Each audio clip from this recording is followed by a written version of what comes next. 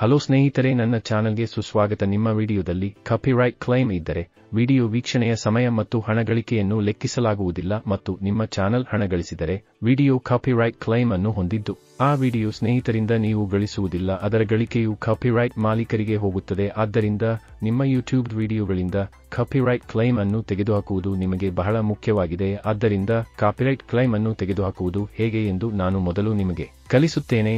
ನನ್ನ ವಿಡಿಯೋ ಮತ್ತು ನನ್ನ ಚಾನಲ್ಗೆ ಚಂದಾದಾರರಾಗದಿದ್ದರೆ ದಯವಿಟ್ಟು ನನ್ನ ಚಾನಲ್ಗೆ ಚಂದಾದಾರರಾಗಿ ಮತ್ತು ನಿಮ್ಮ ಚಾನಲ್ನಲ್ಲಿ ಕಾಪಿರೈಟ್ ಕ್ಲೈಮ್ ಅನ್ನು ಹೇಗೆ ತೆಗೆದುಹಾಕಬೇಕು ಎಂಬುದನ್ನು ಪ್ರಾರಂಭಿಸೋಣ. ಮೊದಲು ನಿಮ್ಮ ಫೋನ್ನಲ್ಲಿ ಗೂಗಲ್ ಕ್ರೋಮ್ ಓಪನ್ ಮಾಡಿ, ನಂತರ ಸರ್ಚಿನಲ್ಲಿ ವೈಟಿ ಸ್ಟುಡಿಯೋ ಡೆಸ್ಕ್ಟಾಪ್ ಲಾಗಿನ್ ಅಂತ ಕೊಡಿ. ನಂತರ ನಿಮಗೆ ವೈಟಿ ಸ್ಟುಡಿಯೋ ವೆಬ್ಸೈಟ್ ಓಪನ್ ಆಗುವುದು, ನಿಮ್ಮ ಚಾನಲ್ ವಿವರಗಳು ತೋರಿಸುತ್ತದೆ. ನಂತರ ನಿಮ್ಮ ಎಡಗಡೆ ಇರುವ ಎರಡನೇ ಆಪ್ಷನ್ ಅನ್ನು ಸೆಲೆಕ್ಟ್ ಮಾಡಿ ನೀವು ಫಿಲ್ಟರ್ ಅನ್ನು ಕ್ಲಿಕ್ ಮಾಡಬೇಕು ಮತ್ತು ಈಗ ನೀವು ಇಲ್ಲಿ ನೋಡಬಹುದು ಈ ಕಾಪಿರೈಟ್ ಆಯ್ಕೆ ಬಂದಿದ್ದರೆ ಇಲ್ಲಿ ಕಾಪಿರೈಟ್ ಕ್ಲಿಕ್ ಮಾಡಿ.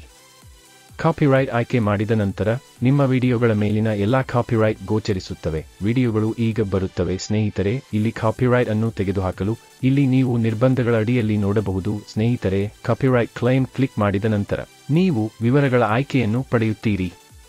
ಅದನ್ನು ನೋಡಲು ನೀವು ಇಲ್ಲಿ ವಿವರಗಳ ಮೇಲೆ ಕ್ಲಿಕ್ ಮಾಡಬೇಕು. ವಿವರಗಳ ಮೇಲೆ ಕ್ಲಿಕ್ ಮಾಡಿದ ನಂತರ ನಿಮ್ಮ ವಿಡಿಯೋದಲ್ಲಿ ಯಾವ ಕಾಪಿರೈಟ್ ಕ್ಲೈಮ್ ಬಂದಿದೆ. ನಂತರ ನಿಮಗೆ 4 ಆಯ್ಕೆಗಳನ್ನು ತೋರಿಸಲಾಗುತ್ತದೆ. ನಿಮಗೆ 4 ಆಯ್ಕೆಗಳಲ್ಲಿ ಹಾಡು ಬೇಡವಾದಲ್ಲಿ ಅಳಿಸಿ.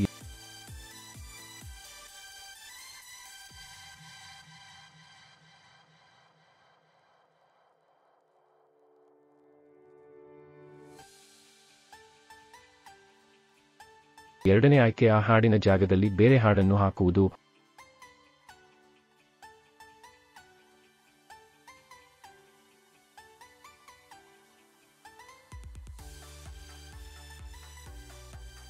ಮೂರನೇ ಆಯ್ಕೆ ಆ ಸಾಂಗ್ ಅನ್ನು ಬಂದಿರುವ ಜಾಗವನ್ನು ಖಾಲಿ ಮಾಡಬಹುದು.